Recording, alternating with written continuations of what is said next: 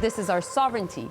We don't question it. This is something that must be respected at all times. So based on that, we'll take decisions, and we need to have options. Based on that, also, we worked on having a strong EU partnership on defense.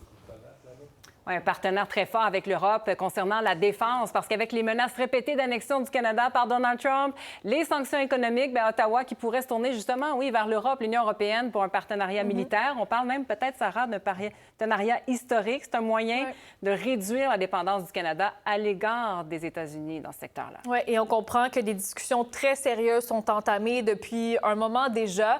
Hier, Mélanie Joly le disait, qu'il en avait été question lors du G7 dans Charlevoix. On s'en souvient que Justin Trudeau, quand il s'était rendu en Europe, avait peut-être potentiellement commencé à en parler et que Mark Carney aussi en aurait discuté lors de sa tournée à Londres et à Paris. Et là, ça a été confirmé du côté de sources de nos collègues à la colline parlementaire. Donc, discussion très sérieuse pour un partenariat stratégique en matière de défense avec l'Union européenne qui se prépare et qui serait donc sur le point d'être réglé. Là, on attend davantage de nouvelles de ce côté. On sait que l'Union européenne se lance dans ce processus de réarmement majeur, un plan de 800 milliards de dollars, un peu plus de l'équivalent d'un peu plus de 1200 milliards de dollars canadiens. Donc, c'est vraiment énorme.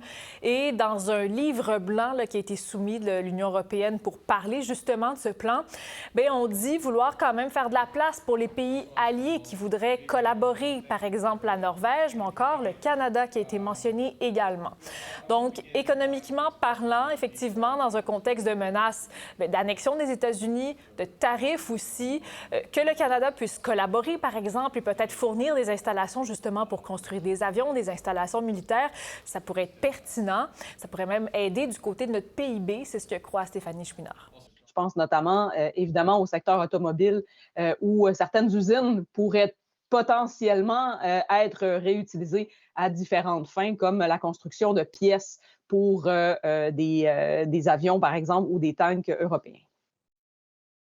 Et concernant les F-35, on sait qu'on voulait aller voir ailleurs qu'est-ce qui se fait aux États-Unis avec Lockheed Martin. On apprend que Mark Carney pourrait se tourner vers la société suédoise, donc européenne, Saab, comme alternative. Oui, pour faire construire effectivement des avions de type Gripen, qui est donc un compétiteur, un modèle compétiteur au F-35 de la société américaine Lockheed Martin.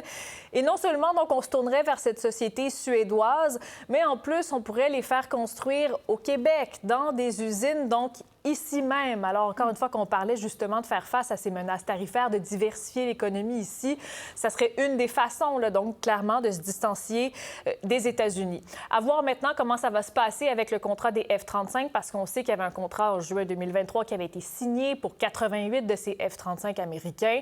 16 ont déjà été payés, devraient être prêts bientôt. Donc, est-ce que là, on va pouvoir faire une flotte mixte avec ceux de Lockheed Martin et ceux de l'Europe, les Saab, qui seraient construits ici? Ça reste encore à voir. On attend un peu de détails de ce côté, mais clairement, c'est très sérieux, la volonté de Mark Carney ici de travailler avec l'Europe, d'en faire un allié très privilégié. Et ce partenariat-là pourrait avoir vraiment des conséquences économiques importantes chez nous, vraiment relancer certaines industries, comme on l'a entendu avec Stéphanie Chouinard. Merci beaucoup, Sarah.